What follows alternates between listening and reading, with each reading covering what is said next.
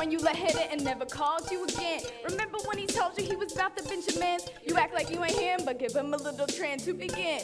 How you think you really gonna pretend like you wasn't down and you called him again? Plus when you give it up so easy, you ain't even fooling him. If you did it then you probably, again, talking out your neck saying you're a Christian or Muslim, sleeping with the jinn. Now that was the sin that did Jezebel. And who you gonna call when the repercussions spin? Showing off your ass cause you thinking it's a trend, girlfriend. Let me break it down for you again. You know I only say it cause I'm truly genuine. Don't be a hard rock when you really are a gin, baby girl. Respect is just the minimum, and you still defending them now. Free black is only human. Don't think I haven't been through the same predicament. Let it sit inside your head like a million women in Philly pen. Silly when girls sell their souls because of sin. Look at what you be in. Hair weaves like Europeans, fake nails done by Koreans. Come again.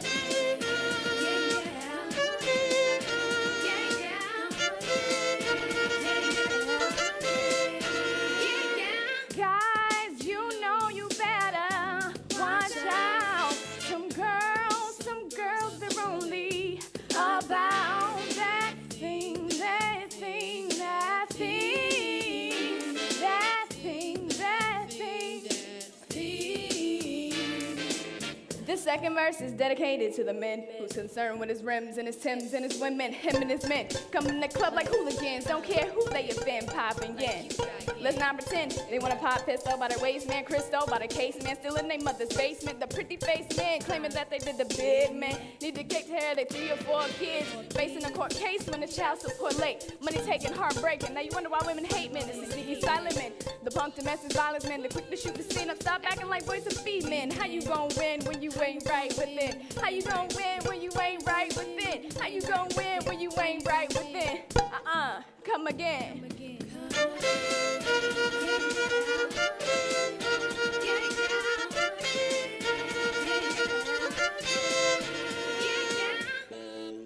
Can I get y'all to just clap your hands with me? Oh, thank you so much. Yeah. Ba ba ba ba. Ba ba ba ba. Ba ba ba ba ba. Ba ba ba ba. Ba ba ba ba. Ba ba ba ba ba ba ba ba ba. Ba ba ba ba. Ba ba ba ba.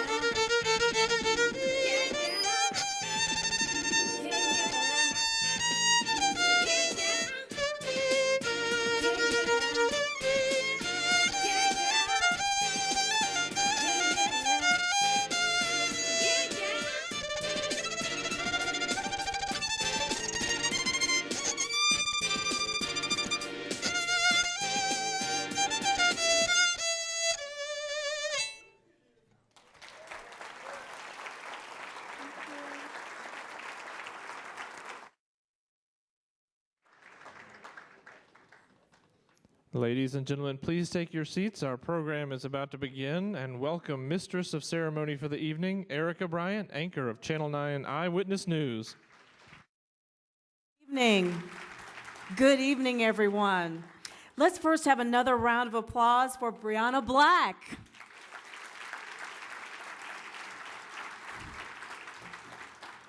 It is such an honor to be back again this year for the 20th annual Post Best Banquet. Let's have a round of applause for 20 years. 20 years and even more of the Charlotte Post doing good work in the community. And through the Charlotte Post Foundation, expanding its mission to uplift our community. I want to start tonight by reminding all of you that this is a fundraiser.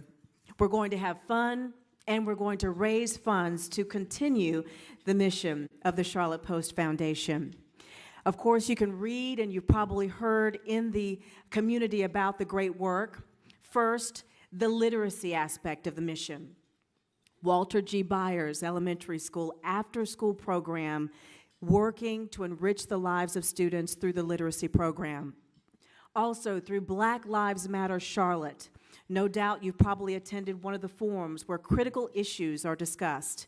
And then each and every year, we see young people come to this event and receive scholarships that will help them continue their college education, to go on to pursue careers, and then come back, hopefully, to this community and continue to enrich it as well. So to the Charlotte Post Foundation, to Mr. Gerald Johnson, and all of those on the staff who have worked to make this night possible and the programs in the community possible, we say thank you. And you can do that tonight by helping them to continue by donating. We have a new way to donate this year, and you can do that through your technology. How many of you have your phones here this evening? Everybody? We're always attached to technology, so one great new way for you to do that, and there is a section in the center part of your program with the instructions as well, but I'll review it now. All you have to do is text to the number 41444. That's 41444. To that number, put in the keyword PB20 for Post Banquet 20. And then a space, and include your donation amount. And throughout the evening, we will see how our total rises as far as donations. If you're old school and you want to do it on paper via check, then we also have in the center of the document, you can pull out this sheet. Also, there are donation pledge cards on your tables as well. So, with the housekeeping out of the way, let's go ahead and begin the rest of the evening. I'd like to bring forward the Lovell Bradford Group with our invocation, after which your dinner will be served.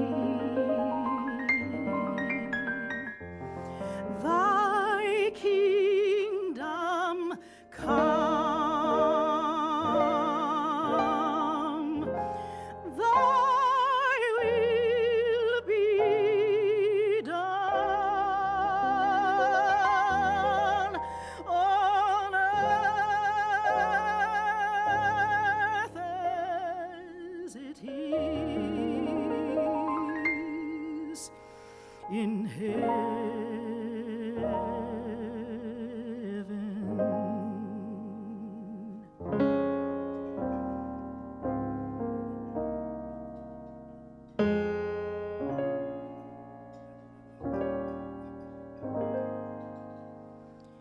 Give us this day our daily bread, and forgive us our debts as we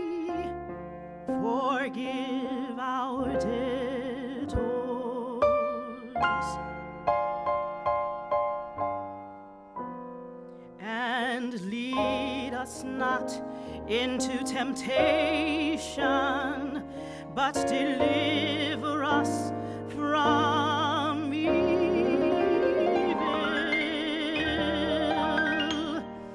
For thine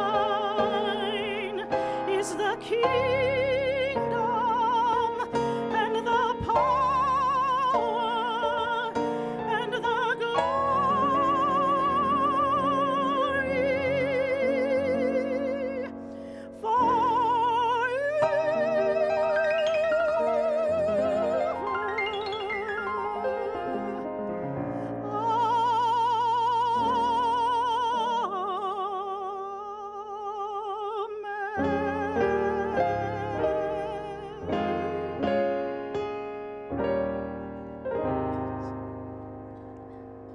Amen.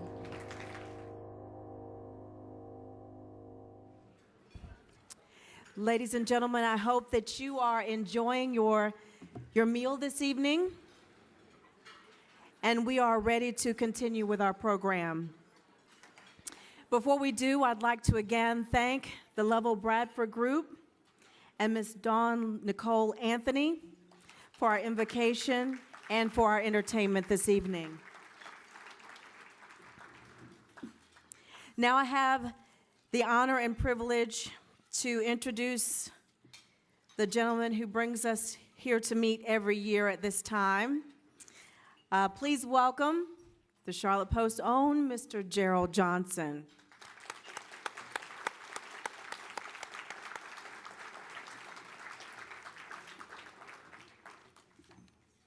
If you don't mind, I'm gonna walk and talk. I'm not a stage type of guy.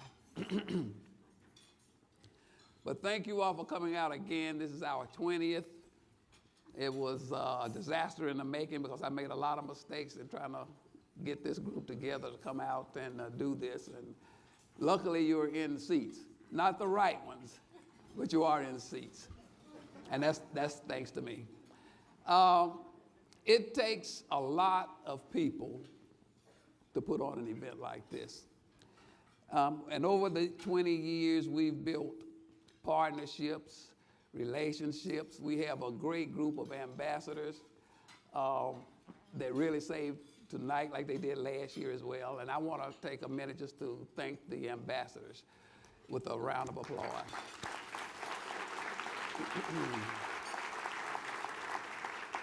And I also want to take a minute, and I'm losing my voice, to recognize past luminaries. This event we put on with great educators, great luminaries, and a great group of kids that are going to make our future brighter, and you'll meet them later on today. But I would like for the luminaries that are present to please stand.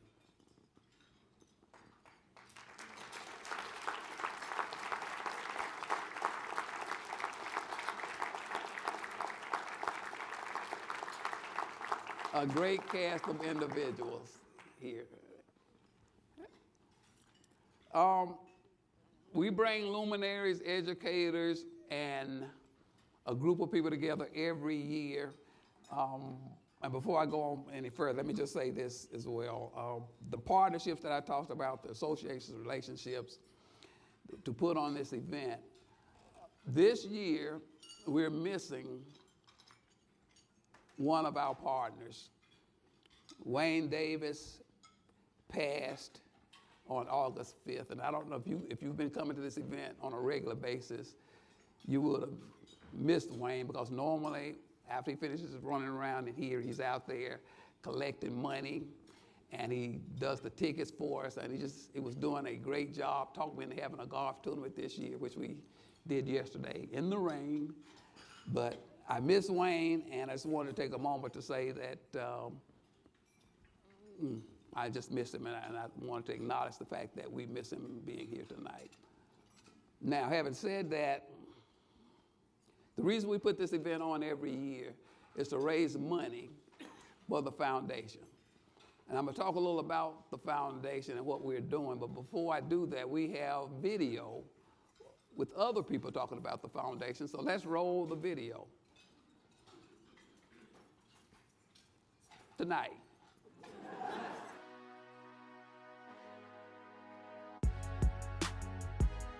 I'm Tiffany Capers with the Charlotte Post Foundation Board, and I'm a planning committee member with the Black Lives Matter Charlotte initiative. Black Lives Matter Charlotte is an initiative that the Post Foundation started in October of 2015 with our first event. And we created the initiative because we wanted to have conversations with Black people in Charlotte about issues that are affecting Black people in Charlotte. So the Post wanted to create a space where we could come together to talk about issues affecting us and to develop solutions that would help us. It's a very diverse crowd, and we are proud of that because we need to build allies and establish ally relationships with other people who are not Black. This problem that we are experiencing isn't our fault, so we need everyone to be a part of the conversation and ultimately a part of the solution. We are not animals! The events in Charlotte are absolutely tragic. It is difficult to express the depth of pain that we are experiencing at this point because it's been a buildup of pain and a buildup of hurt and a buildup of disappointment. This most recent tragedy is just one of many stories. The issues that we are wrestling with are long-standing, so it's going to take more than a year's worth of effort to address them fully. But I can say we are making great strides in getting people together to have conversations and to develop expectations of our community and what we need to do, both as citizens as well as citizens who need to get the system to change to make things happen.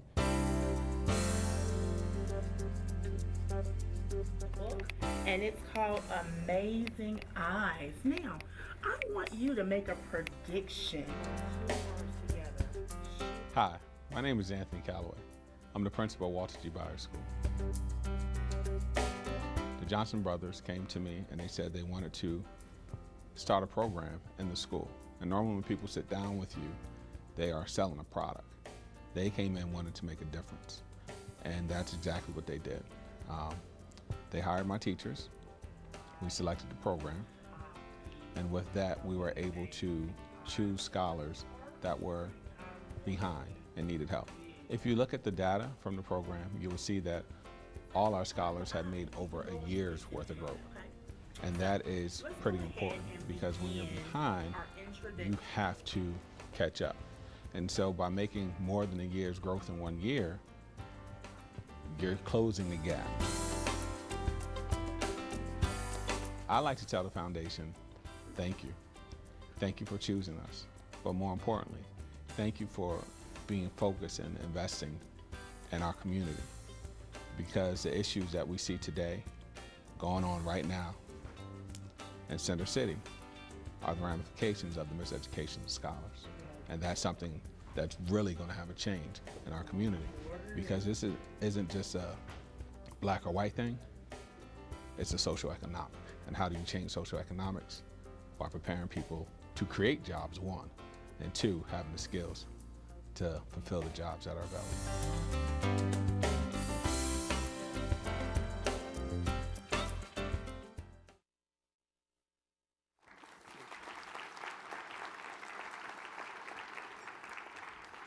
So we do community education, Black Lives Matter. We do corrective education, it's our after-school program. And we also do continuing education, and that's giving out scholarships every year to students that are the cream of the crop.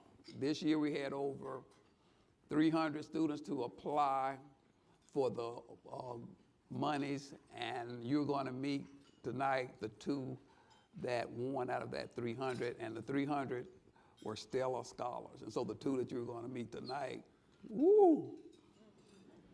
And so, and when you go through this part of it with the continuing education, one of the things that you have to see when you go through this, that we've realized over the last 20 years, the parent involvement with the students that go through the roof is critical. And one thing that we try to do with our after-school program is provide some of the services that kids with parents that are really involved in their education, we try to be that for those students that aren't getting that at home and not getting the capability to succeed. And so that's basically what we do as a foundation, and the reason we have this event, because doing what we do isn't cheap. And that's where we like to thank our sponsors for all they do for us.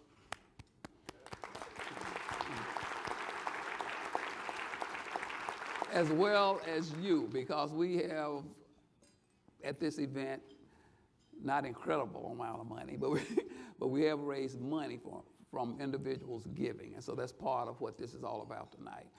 I'm just so grateful that you came tonight in this weather, and you're going to meet two great luminaries as well. And so that's all I have to say for now, but I will be back.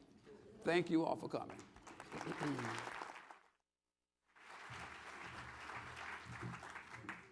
Thank you, Mr. Johnson. And as he mentioned, it's an honor tonight because we have many of the previous luminaries here.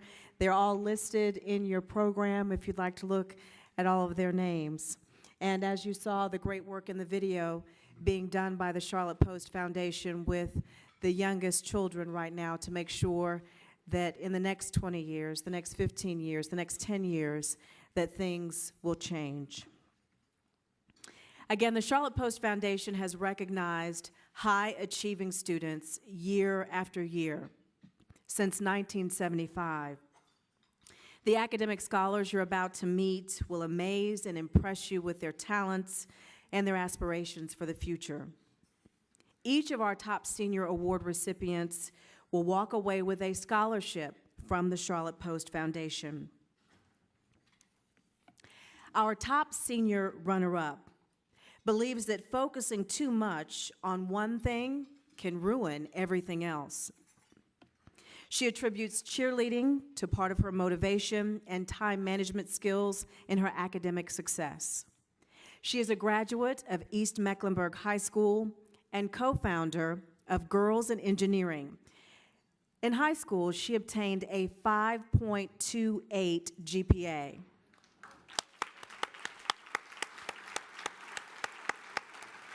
Currently, she attends North Carolina State University, and she will pursue her career to become an electrical engineer. Ladies and gentlemen, please turn your attention to the screen to learn more about our top senior runner-up.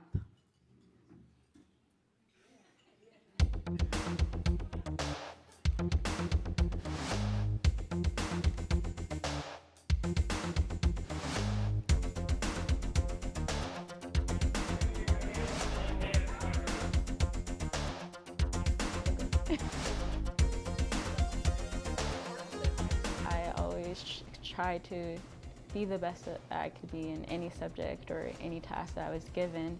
I think I've always been taught I have to earn it, and even when you do earn it or you do get that one thing that you've been striving so hard for, to just be humble about it and just always search for something greater, because your work is never done. She's a very rare breed in high school, but she's also a rare breed as a human being. She's just a wonderful kid, works hard, very humble. Not many high school students are this humble, and she's achieved more than I could imagine. Well, I loved art, I love math, I love science, and I love problem solving. And engineering is basically all of that in one. So it's like we can honestly bring whatever you want in your mind to life, but you're also creating stuff that can help other people. So it's just everything I ever wanted in one. So I love engineering. She is one of those kids that's going to find a problem in the world, and I think it's going to be a global issue. She is so globally minded that she's going to change the world. She is one of those kids that's going to change the world. My first inclination from some of the things that we do, she's going to solve the problems with food in the future. How are we going to feed 10 billion people on this planet?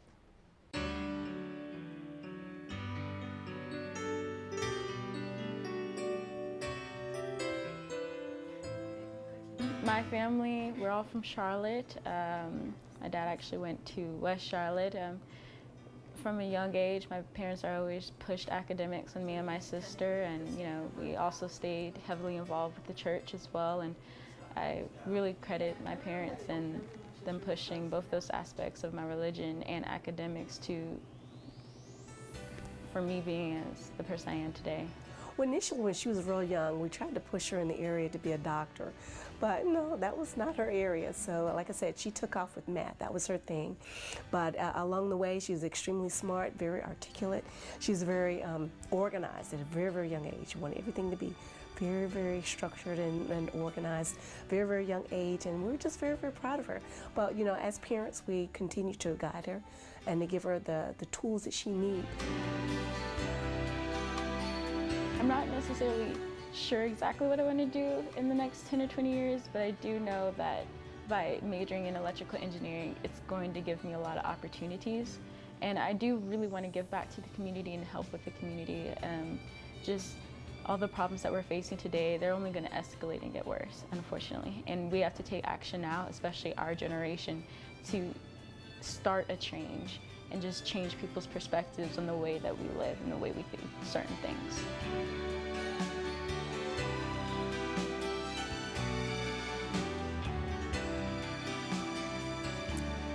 Ladies and gentlemen, please welcome our top senior runner-up, Brianna Polk.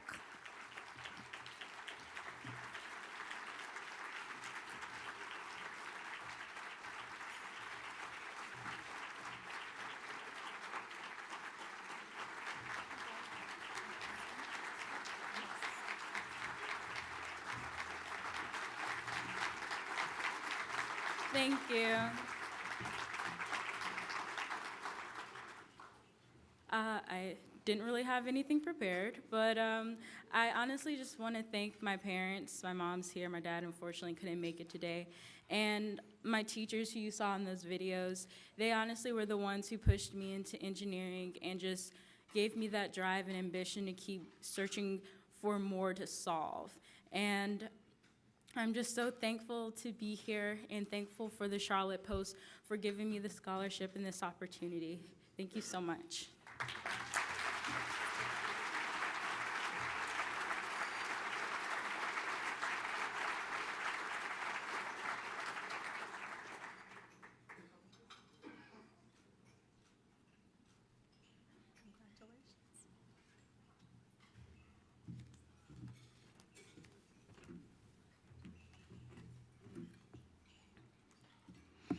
This year's Charlotte Post top senior was once told by an instructor that she would probably never get a position in the STEM field as an African American female. Well, she is out to prove them wrong. She graduated with a 5.28 GPA from Mallard Creek High School. She participated in the jazz band as well as in engineering clubs. She credits her love of jazz to the appreciation of the rhythm and flow of architecture, and that is what she intends to pursue. Ladies and gentlemen, please turn your attention to the screen to learn more about our top senior of the year.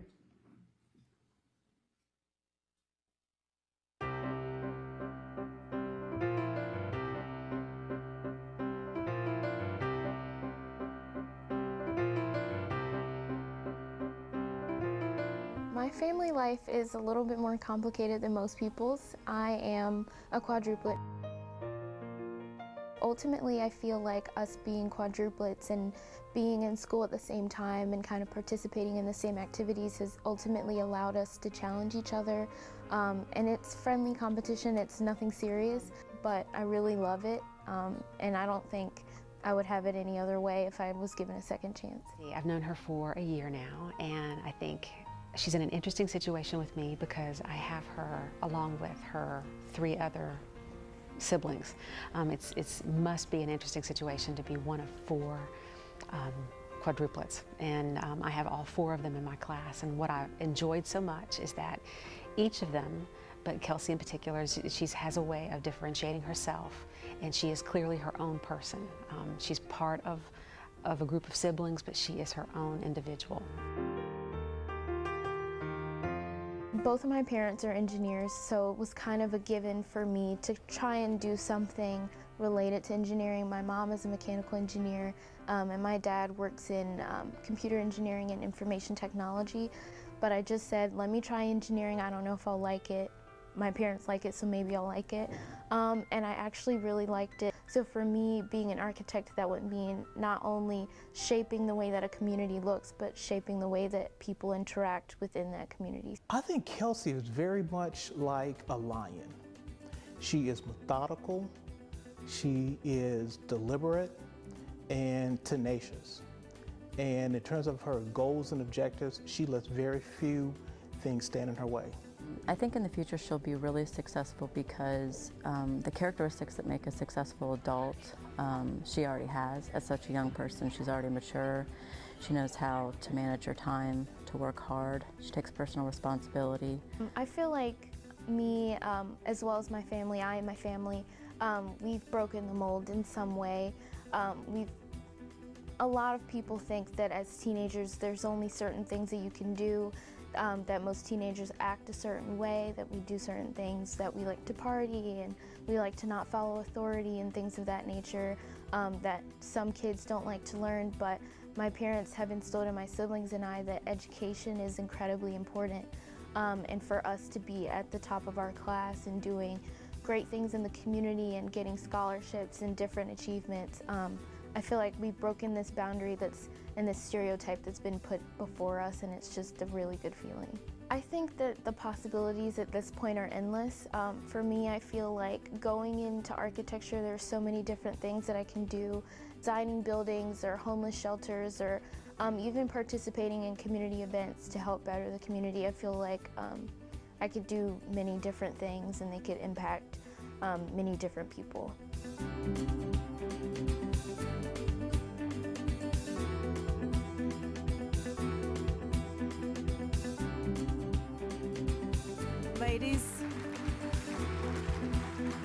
Ladies and gentlemen, please welcome the Charlotte Post Top Senior of the Year, Kelsey Mitchell.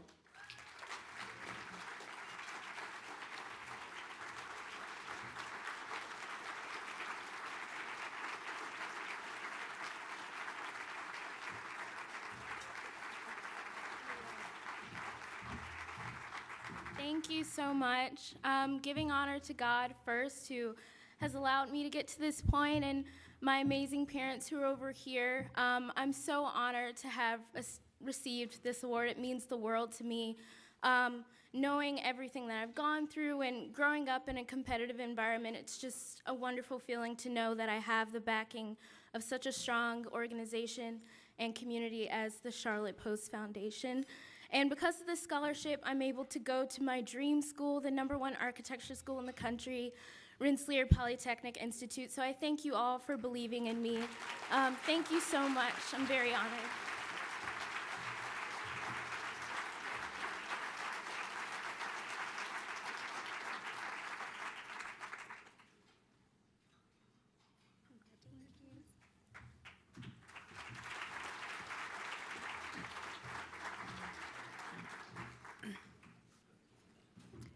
Ladies and gentlemen, at this time, I'd like to introduce our next speaker. Please welcome Ms. Gloria Pace King.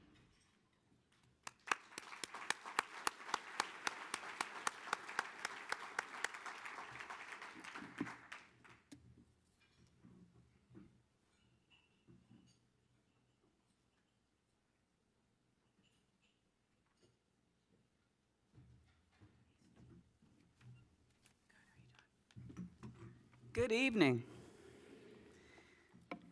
Don't you know I came up here and forgot my cell phone?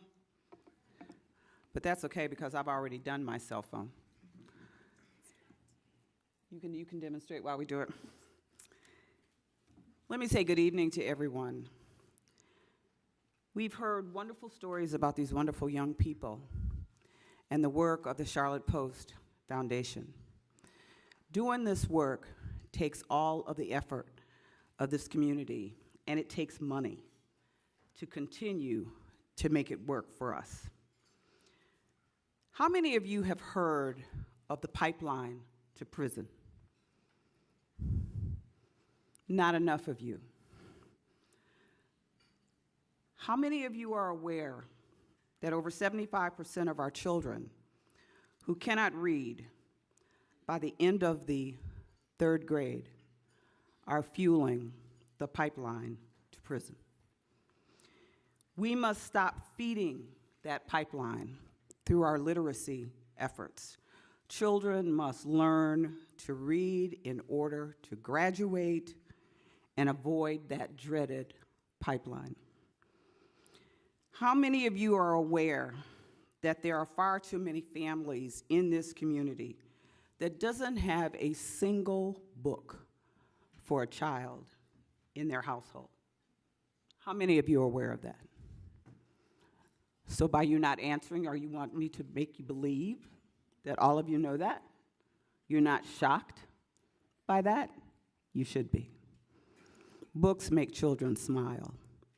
I bet each of you in this room were read to as children and read to your children. And think about a child who never has the opportunity in their own home to be read to. I'd like to thank the members of our local MBA association for collecting over 50 books to be distributed to our children. I'd like to thank Toya Everett for this effort and to introduce the fact that this will become a strategic partnership between the Black MBA Association and the Charlotte Post Foundation.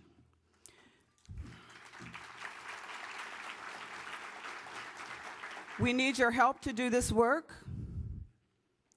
We need your hearts, and we need your wallets. Those cell phones that you have, and I know you have them because I know you've been looking at the news and all the banners that have come across since we've been here tonight. I know that you've been texting. I know you've been posting on Facebook, and you've been Twittering, so show me those cell phones. Erica introduced the concept of technology for our giving, and she will demonstrate, and I will tell you how easy this is. If you go to your text message, all you have to do is type in 41444. In the message bar, you type the letter P for post, the letter B for banquet, so PB20, and press send. Anybody got there yet? When you get that screen, you're going to get the next screen. You click on the link, and it's going to allow you to select an amount. It's going to allow you to give your name, your email address, and your credit card number. And we should be able to see those names that come up on the screen. So who's done it? Who's got it done? Hands up. The one thing about being up here in this light, I can't see you. So it's very difficult for me to chastise you because I can't see you. But I hope that you understand the wonderful work of the Charlotte Post Foundation. And I hope that you will put us in your hearts and open your wallets and contribute so that we can continue to do the wonderful work of the foundation. Do we have any totals yet? We want to raise $10,000. And if we're so fortunate to raise that $10,000, we have two wonderful, awesome board members who are going to match that $10,000. So we need you to help us get there. Erica also reminded you earlier that there are pledge cards on the tables. There is a pledge form in your program book if you're more comfortable contributing in that manner. You can also use your credit cards at the welcome tables. You can also write checks. So every way in which you would like to donate, we can accommodate you. We have any totals? 2,675. So as we move forward and you hear the wonderful program that is going to continue, you will have time to text 41444 PB20 and give us your donation. So at the end of this event, let's see if we can top $10,000. Thank you so much.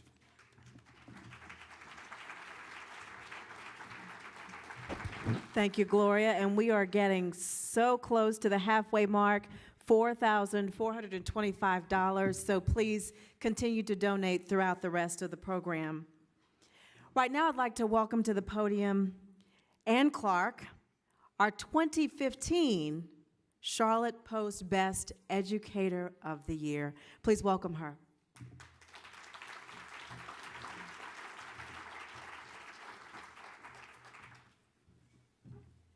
She left one word out, and that is the proud superintendent of the Charlotte-Mecklenburg schools. And who couldn't be proud seeing two of our amazing students, Kelsey and Brianna, who so much represent the class of 2016 and so many of the students. And while I don't pretend to speak for the adults in this room, I know on the heels of a most challenging month, it gives all of us hope to see two of you and knowing there are many others in the class of 2016 that are going to do great things and come back to Charlotte and become the leaders of our communities. So to Kelsey and Brianna, congratulations on an incredible journey thus far in terms of your education, and we look forward to hearing more about your journey in the coming years.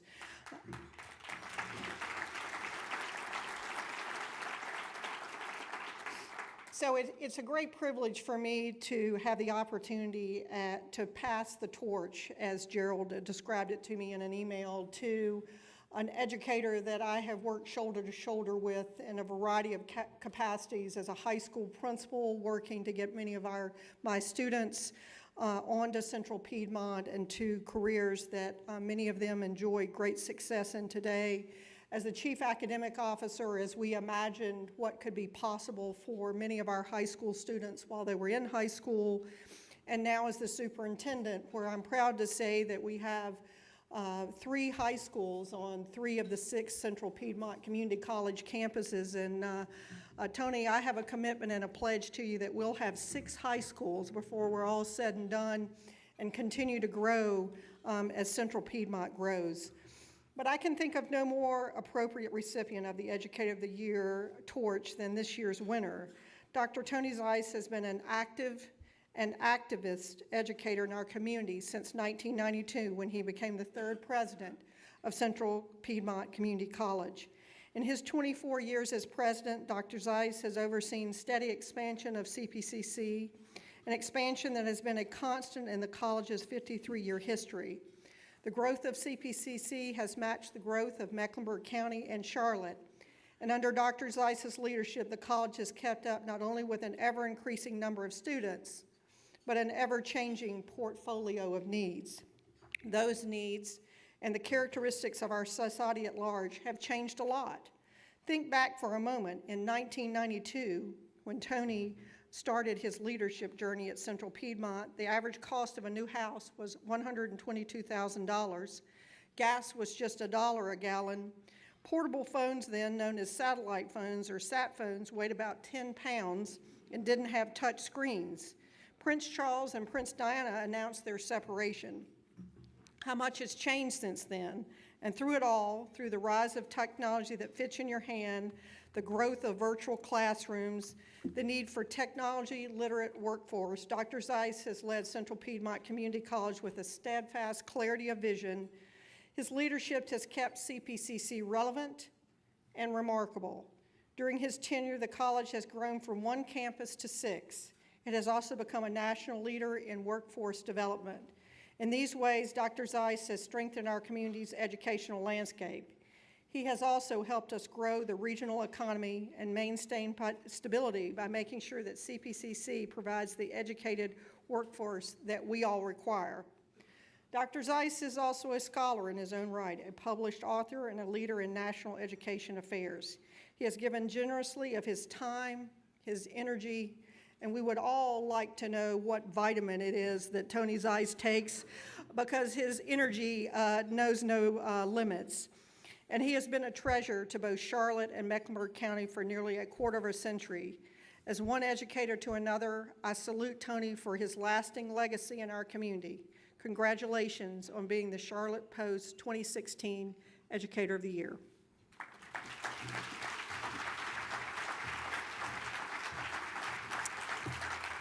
Thank you so much. And also with remarks, before we bring up our Educator of the Year, I'd like to welcome the CPCC Board Chair, Mr. Edwin Dalrymple, Jr.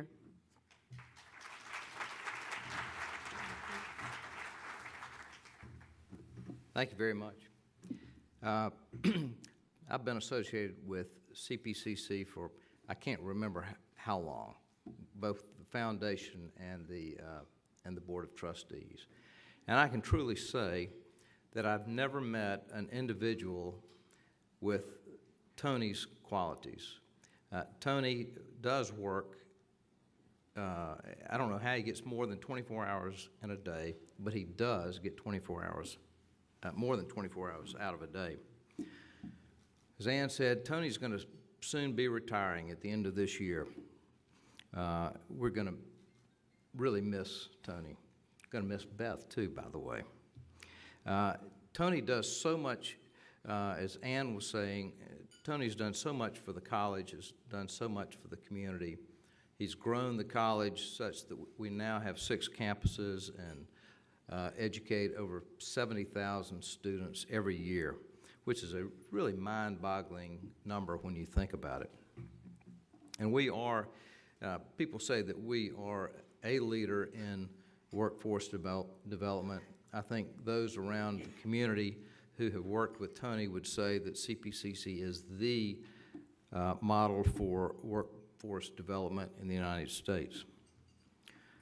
Tony has authored or co-authored several books on economic development, adult literacy, national workforce development, and the Civil War.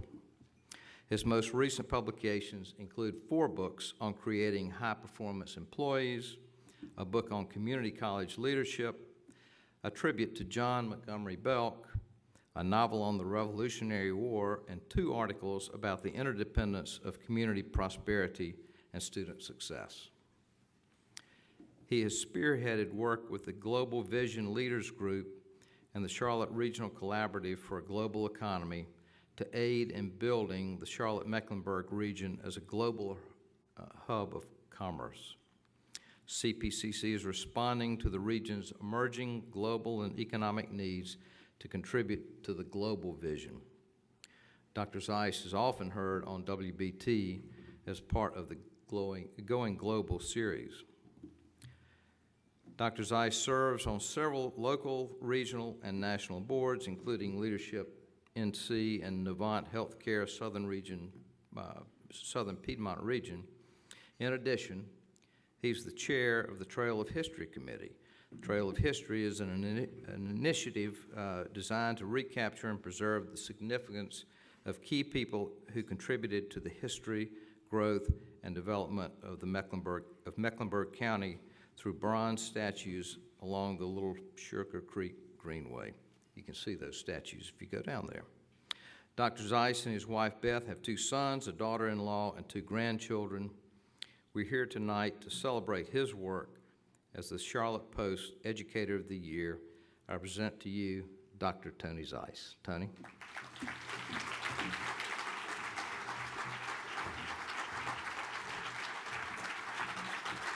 As Dr. Zeiss comes forward, please watch this video.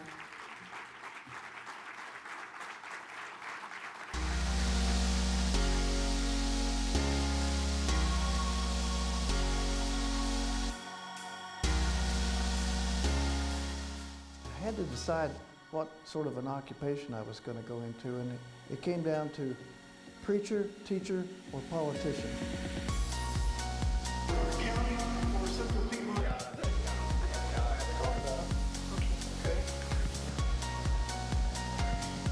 And I really thought I wanted to be a politician. And then I would waver and think, no, I could do more good for others if I was a preacher. And then I finally decided I could really do the most good as a teacher. And so that's how I went into education. I was one of 8 children in Indiana, and I grew up just north of Indianapolis in a little community called Arcadia, Indiana, in Hamilton County. And so we didn't really know that we were poor because everybody else around us was in the same boat. My parents always valued education. Now, neither of them went to college, but they knew the importance of education. And so that's where I think I got my first sense that education was a pretty important thing. I was the president of Pueblo Community College for 7.5 or 8 years and got recruited to Central Piedmont. The greatest blessing of my career was to get to come here and mature with the college and grow with the college and grow with this wonderful community that we live in.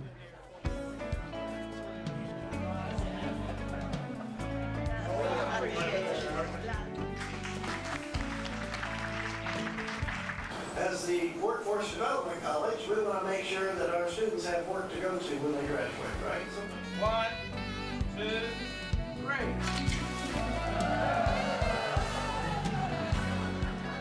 You know, the thing that I think he does the best is create partnerships. He go out, talk to corporations and business about their needs, and he's able to customize the programming at CPCC to make sure that we're meeting the needs of the workforce. And I love community colleges because I taught at the university level, I taught at the high school level, but when I taught at community college, that was for me, because I felt like more good was being done for more people, and for people like me that started with nothing to speak of materially. And it gives them hope and an opportunity to achieve the American dream. Oh, it's great. I got an email, it's over in my computer right now, from a young lady. My name is Christy Puckett, and I attended Central Piedmont from August of 2009 until May of 2012. Well, when I first came to CPCC, I was a very broken person. She said I was a cocaine addict. I was a survivor of a really horrible domestic violence relationship. And I lost everything, including my family, including my children, my job. And so I came with nothing, and I left with everything. And now she's kicked her addiction. She's gotten her life back. So Dr. Zeitz and CPCC provided an environment for me to grow and to restore what I had lost. And when you get something like that, you know what you're doing is making a difference. Things together. This is dated June 12, 1875. It was given to John Lewis.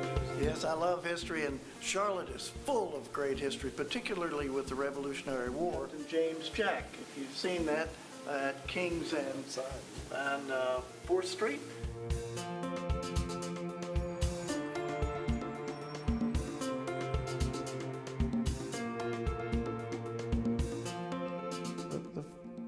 Maybe the most important lesson I've learned is that, one, most everybody's doing the best they can. 2, don't get too concerned about what might happen, because most of those things don't happen. And 3, when you get a hot issue, treat it like a hot potato. Put it over there and let it cool for a while before you react to it. And so little lessons like that, my father used to teach me. Remember, Tony, he says, measure twice, cut once. Just those little things really do have a lot of wisdom to them, and they help you along the way.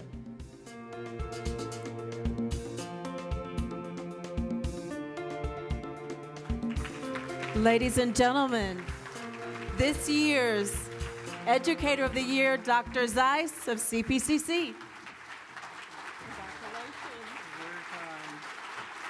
Thank you.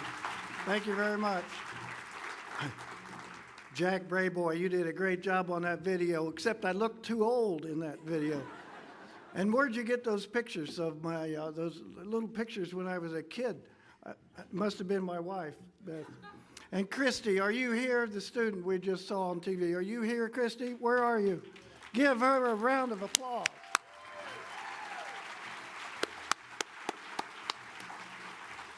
That's what it's all about. My wife and I chose years ago to go into education, and we've been in it all our lives. What a God-given privilege it has been.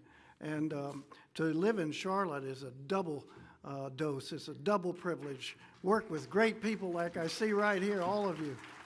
Thank you. I see the mayor. I saw Charlie Danley. I see Harvey Gant, my mentor, all kinds of wonderful people. Harold Cogdell down here. You all are wonderful, and this is a wonderful community. And I want you to know that the Apostle Paul said in his letter to the Ephesians, he said, you know, you want to know what your purpose is? Your purpose is to do good works. We were made to do good works. Isn't that it? And that's what, if we all continue to do that, it's going to continue to be a wonderful community. We're going to be a better community tomorrow than we are today, certainly. As a matter of fact, Central Piedmont, we've been talking about all that's been going on for the last 2 weeks. It's on everybody's mind. And we can't do everything at the college, but we can do a few things better. And that is to reach down into the high schools and get those children of poverty and give them a chance and give them a hope. We're starting a new scholarship program. It's called Opportunity Scholarships. We want to give them full rides through college. We'll say, but you got to stay through high school first and graduate, and then you come with us. Well, it's the same thing with Charlotte Post. If the Charlotte Post Foundation, you know what, I was thinking about that same verse. You're doing good works. I don't know where you are, Gerald. It's so bright up here. Where are you, Gerald? Oh, God bless you, Gerald Johnson. Give him a round of applause. You're a wonderful guy. Thank you, Ann. We've got great partnerships with CMS. Thank you, Ed, for that's the kindest thing you've said about me. I would have been asking for a raise if I knew you thought that much about me. I want to thank Judy Allison and her husband are here. Judy's on the board. Wilhelmina Rembrandt is on the board. I saw Darrell Williams. He just rolled off of the board. And my staff, David Kim and his wife, and Marcia Constant and her husband. Thank you, everybody. I think we're probably in trouble now because I'll forget somebody, but thanks a lot. God bless.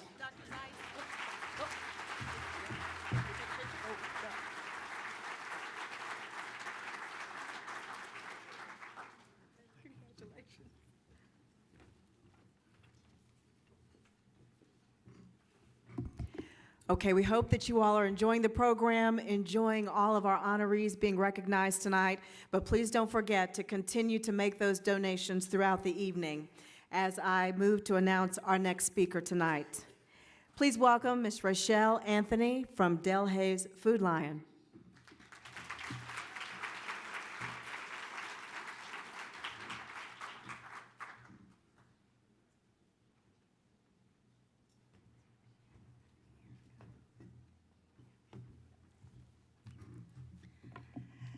Good evening.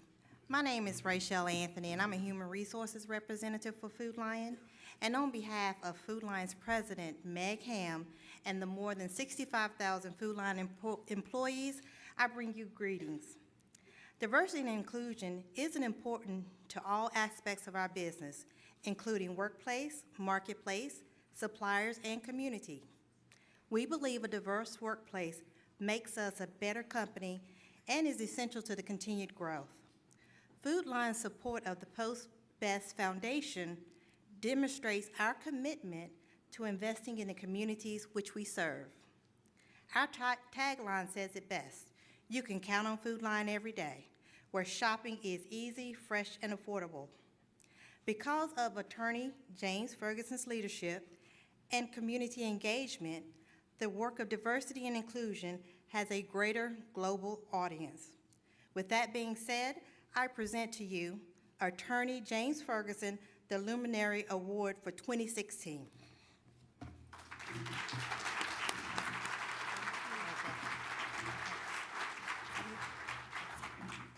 We also have someone else who would like to say some remarks before we formally introduce you to our Luminary of the Year. Please welcome Mr. Jay Ferguson to the stage.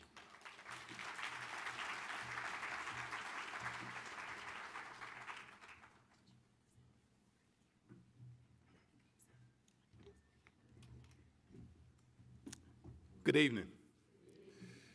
I'm Jay Ferguson. I'm one of James Ferguson's 3 children. Or if you've known him a little bit longer, I'm one of Fergie's 3 children. Or if you've known him for a really long time, I'm one of Bobo's 3 children. And I'm really honored and humbled to have this opportunity tonight. So I'm really going to try hard to represent my brother and my sister. And there's another person that I'm also going to try to represent. Now, I saved her for last because she's the person that supported us in everything that we've done. She's the glue that holds our family together. That's my mama, that's my mother, Barbara Ferguson. And I saved her for last because I wanted to point out, and having been married almost 20 years myself, I can appreciate this better now than ever, that we had a chance to celebrate her and my father's 50th anniversary last month.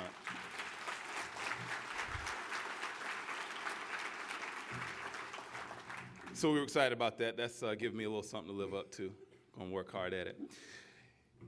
Even when you've been around a person all your life, you have to take a step back and think about them a little bit differently when somebody asks you to come up and introduce them to a very distinguished crowd like the one that you're a part of tonight.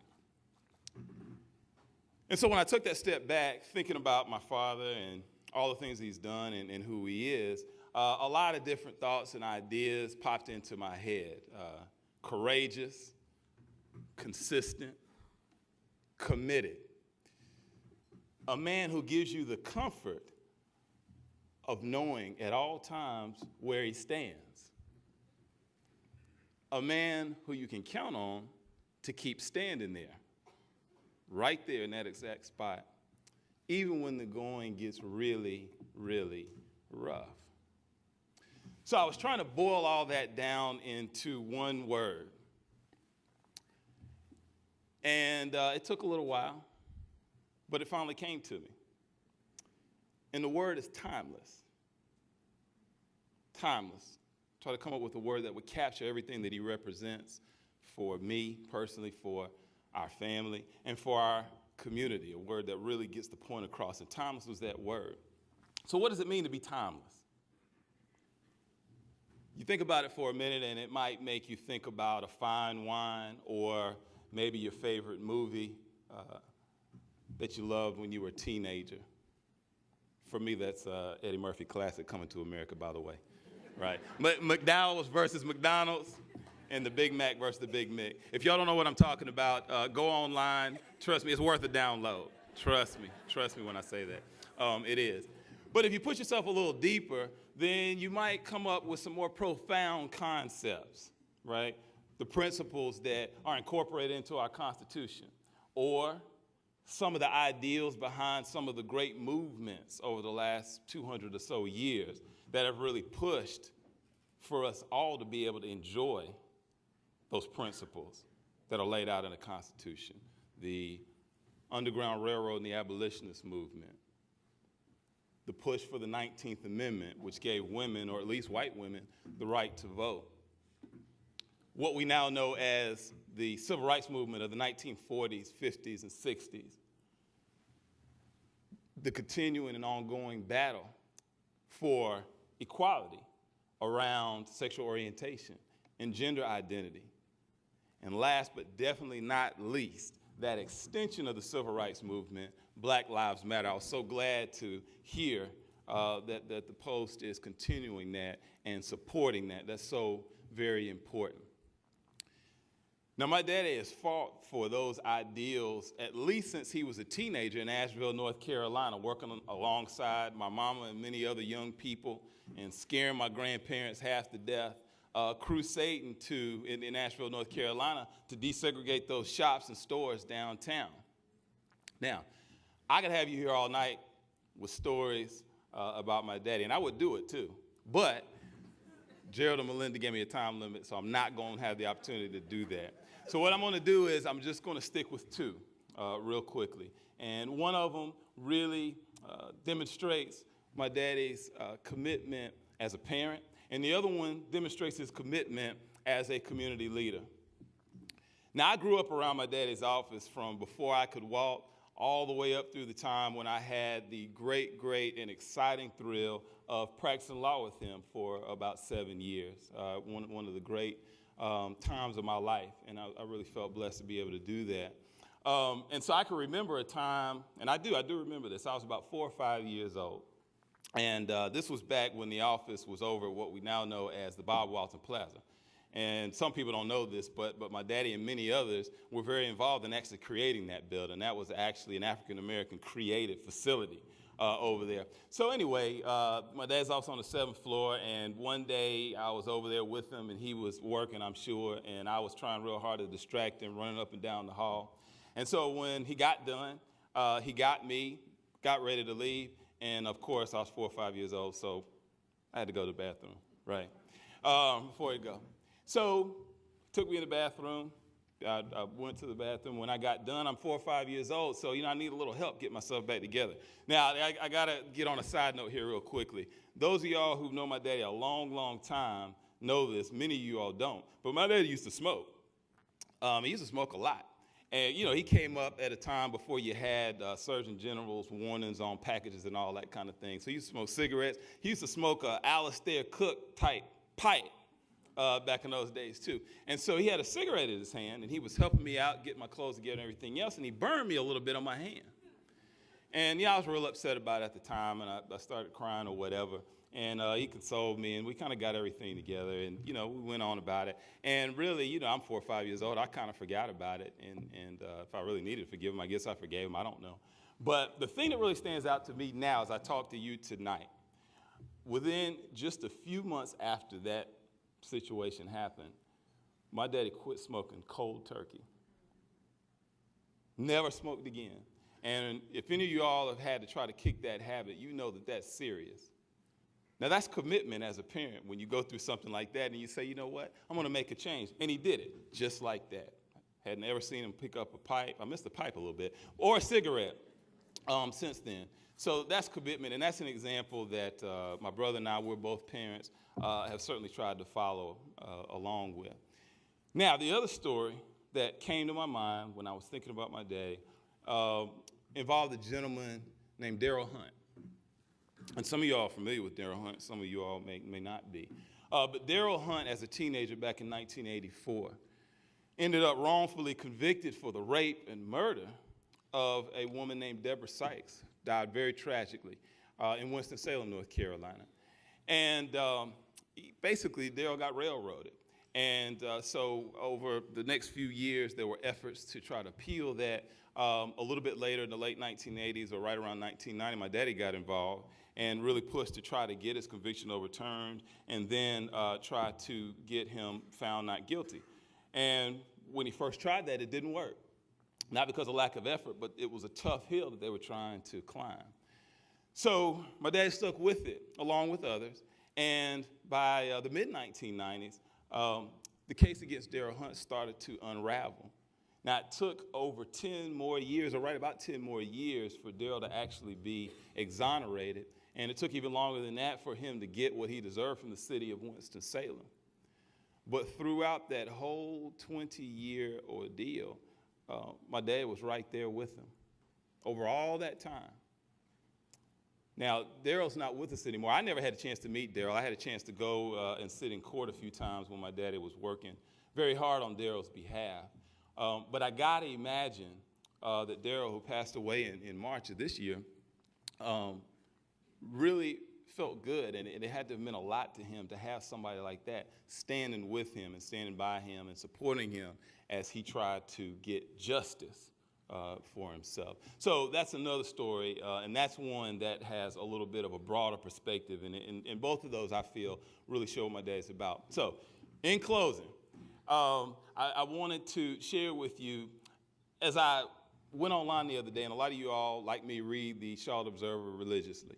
And some of y'all still read the old paper version. Some of y'all read it online, along with the Charlotte Post, of course, right? Okay.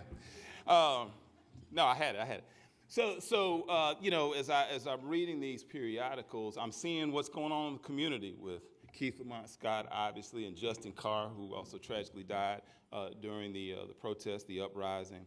And it was very interesting to me to see my daddy quoted again. After all these years, you still see him being quoted on these things. And so it kind of made me think of how when I was 4 or 5 years old, and then when I was a teenager, and as I tried to make myself into a young adult, and even now, I go to him when I got a question, I'm struggling with something, or I need something. Not really money anymore, although it could be. I don't want to never say never. So I go to him. I go to him for that timeless guidance, that timeless wisdom, that timeless direction. And when I looked and I saw that he was still being quoted after all these times out here battling and pushing to make things better, it made me realize that our community is doing the same thing. They're going to him for that timeless wisdom, for that timeless advice, that timeless guidance, that timeless direction. So he's done that for me personally. He's done that for my brother and my sister, and he's done that for us as a community. And I just want to say that I'm so proud to be here and to have this opportunity to introduce you. So proud of you, and congratulations. You deserve it. Thank you. Ladies and gentlemen, please look at the screen to learn even more about Attorney James Ferguson.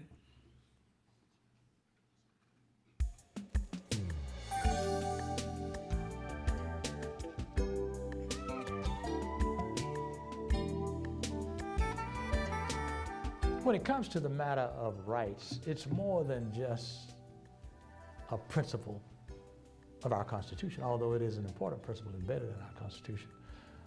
But unless we have full recognition of the rights of every group that has been denied rights, then we are denying a segment of the population the opportunity to participate fully in the population.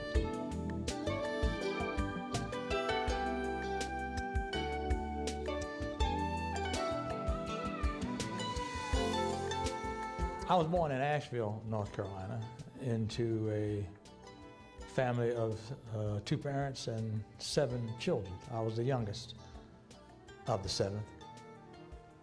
In fact, I wasn't supposed to be here because after my mother had had 5 children, she was advised by her doctor not to have any more because she had a high blood pressure issue. So I'm thankful every day that she didn't listen to the doctor, because if she had, I wouldn't be sitting here talking to you now.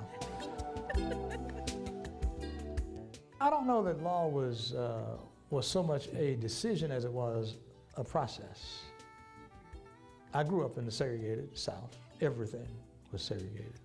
And I think it was in junior high school, what they now call middle school, that I first started getting involved in addressing head-on the issue of racial segregation, which shaped everything I did.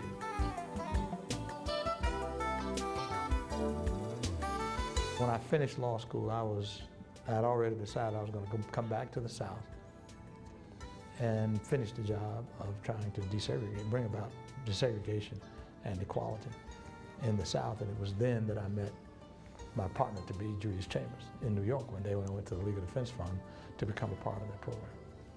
And that's how I got into law, and that's how I got into Charlotte, was joining Chambers in his law firm, because I had planned to go to Asheville.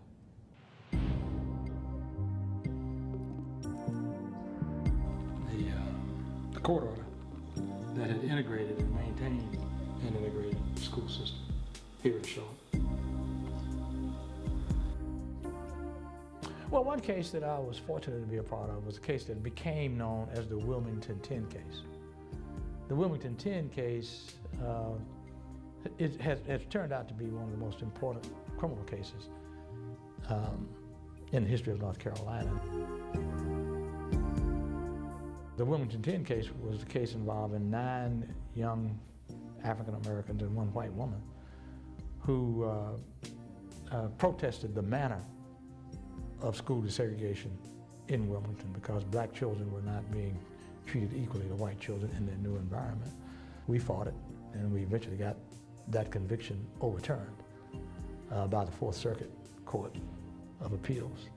It took a long time to do that. They were convicted in 1972. We didn't get the convictions overturned until, I think it was 1981. The other case that I was fortunate to participate in was the Charlotte school case, which was handled primarily by my law partner, Julius Chambers, and he brought about desegregation of schools, not just in Charlotte, but established principles that affected all schools, school desegregation cases in the nation. And I got involved in the second Swan case, I call it, when a white parent challenged the court order in North Carolina.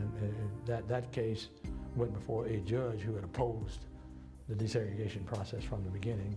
So when that case came before Judge Potter in 1999, then he did what we could predict, and that is he found that the Charlotte school system was no longer a segregated system, and he lifted the court order. And just as we had predicted, within a very short time, a year or two, the Charlotte schools had gone from being the most desegregated school in the country to a completely, almost completely new segregated system. Fergie's impact on the region, the country, indeed many parts of the world, is really sort of subtle but easy to see. I think his legacy is as a person who has upheld, and I really mean this, the highest ideals of what it means to be a lawyer, to take the case, the client, no matter whether they're popular or not, and ensuring that the system works for everybody. You said you don't ever put your idealism aside. I think that's true. You got to always have something to look forward to and something to do. You know, he's a unique character, a unique person, I should say. You know, he's generous, he's genuine, at times gregarious, and a very engaging person. So combine that with the advocacy, and you know, he is recognized as one of the best litigators in the world. And that is not some false accolade. It is well earned. He's a treat. Final question, when the last chapter is written on you and your career, personally, professionally, how do you want that thing to read? Oh, I hope it'll be real simple. I'd say that I wanted to read James Ferguson spent his life trying to help somebody and trying to make society a better place for everybody and not just a few.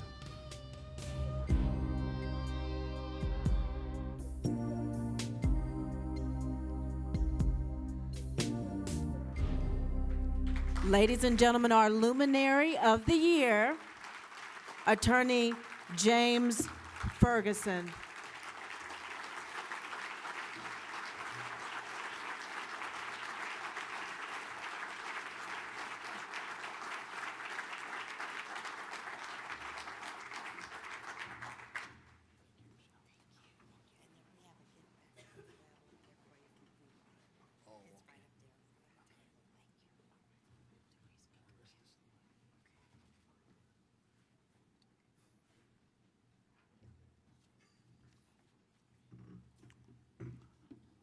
I told my wife I wasn't sure I wanted to come tonight,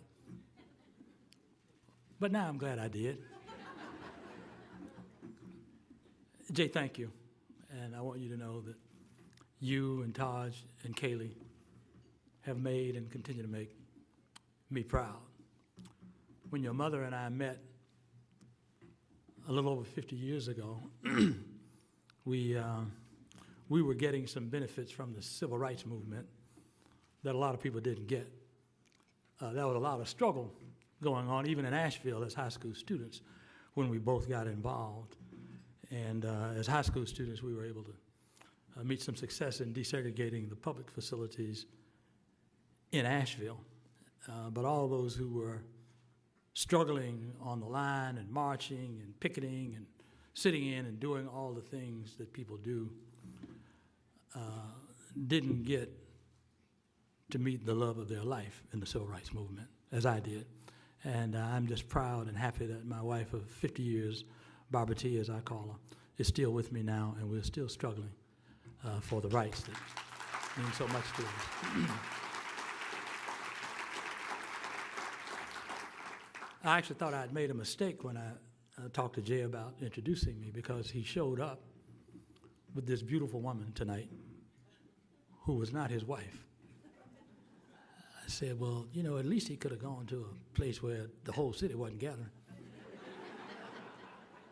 And that was this beautiful young girl wearing high heels and makeup that I really hadn't seen before. So when he introduced me to his date for the night, he revealed to me that this was my granddaughter and his daughter, because his mother was not able to come. So I do appreciate my family, and I have a wonderful family. I've always had a wonderful family. I grew up in a wonderful family, poor like yours, Tony, but rich in spirit, rich in love. And I had parents who believed in education, though they themselves found little formal education.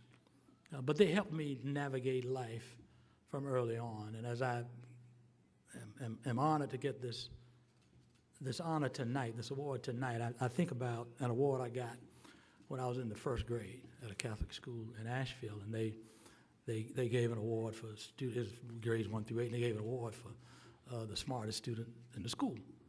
And somehow or another, they made a mistake and gave it to me. My mother, recognizing that, you know, children can get a little carried away with things, and she was very proud that I had gotten the award. But she said to me, Jay told you they used to call me Bobo growing up. So she said, Bobo, my dad was right there with her, Bobo, I'm so glad you got that award. And I'm beaming. I'm in the first grade at the Catholic school. They kicked me out of the public school because I was too young, not because I was too bad. But she said, now I want you to remember something, son. She said, I want you to remember that even though you've gotten this award, and I'm proud of you, that you're still the same little nappy-head Bobo. And I've always remembered that. And she reminded me of all the people who had participated in my being able to get that award. So I've always remembered that. And I remember it tonight, as proud as I am of this award. When I go home and look in the mirror, I can't say you're still the same little nappy-head boy, because I don't have that much hair up there. But I can say you're still the same little Bobo as you were before you got it. I am fortunate that over time I have been able to mingle and benefit from and grow from people who have been high achievers themselves, who have been motivators. And I take inspiration from all those who are doing something for their community. I was highly motivated tonight to be sitting at the same table with the first runner-up and the top senior of the year. And I want to thank them for sharing their table with me.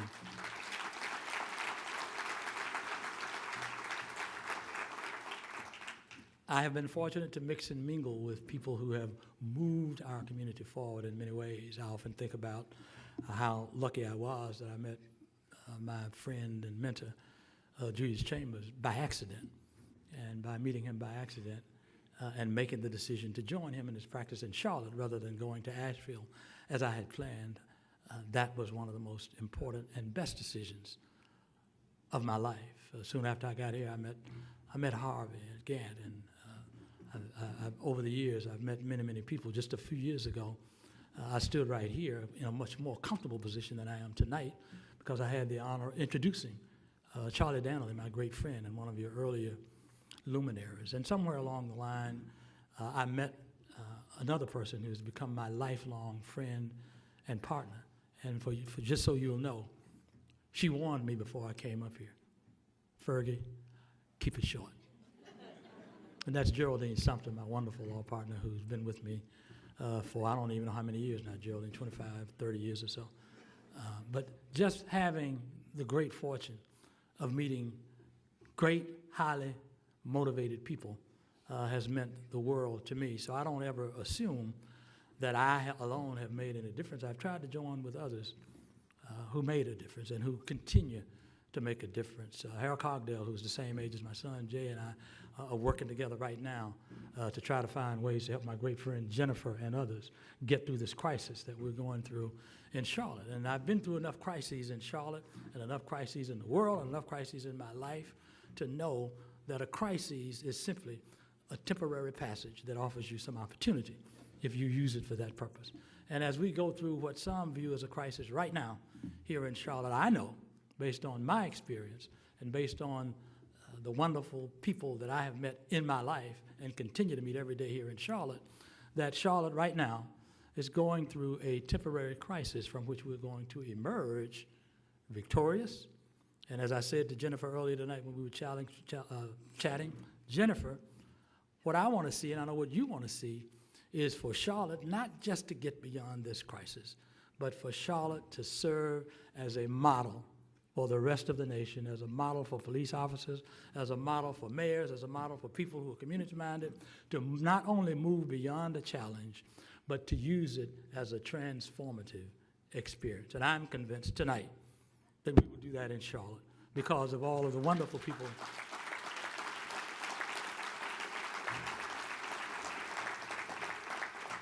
because of all the wonderful people as those gathered in this room and those dispersed around the city. So I take this award tonight as a challenge to continue to find a way to bring this community together, to continue to find a way to move forward together, to continue to find a way to make Charlotte the great community it can be, and to make Charlotte a model for the world so that not only Charlotte will be a great community, but all the world can come together, move forward together, and grow together, live together, and love together. Thank you for this honor.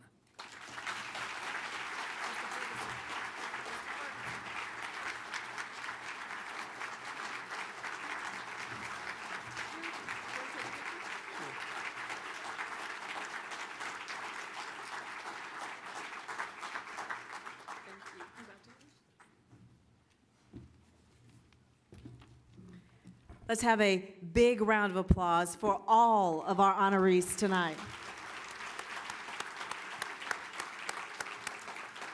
And now, with some closing remarks, Mr. Johnson.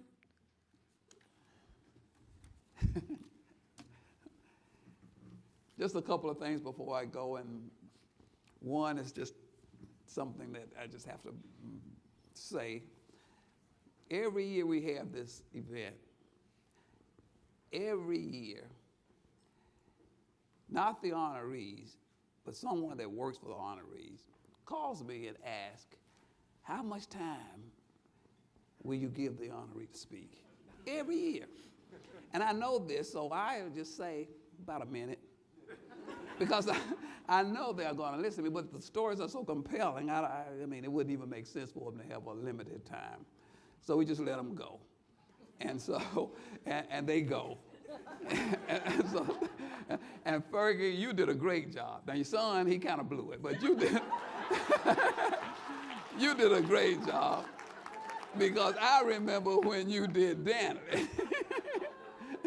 And we had I don't know, it was a long day, but I just wanted to make that point. But these people are so outstanding that it's worth listening to. But every year, don't call me, just come up here and speak. The next year, whoever we get, just come up and talk, it's okay. And the second thing, I mean, Jack, you do a great job. I want to give you another round of applause. And I'm gonna let this year go. But the next time you have video up here, you have all the other newspapers in the city, except the Post. Give me a break, man. But anyway, having said all of that, thank you all for coming. Normally we would have a dance floor here and we would spend the evening dancing, but evidently they got tired of us dancing, so they didn't give us a dance floor. So you please stay and network with, and Jennifer, thank you for coming. Our Mary is here this evening. LaWanda Mayfield is here this evening. Thank you for coming. Please stay, network with the honorees, all the other great people here, and have a good rest of the evening. And thank all of you for coming out on a night. Like, I mean, we're in a monsoon season for a day or two, so thank you for coming out. You could have done other things tonight, but you came out here. Bless you. Thank you. Thank you, everyone. Please enjoy the sounds from the Lovell Bradford Group as you mingle and stay around for a while.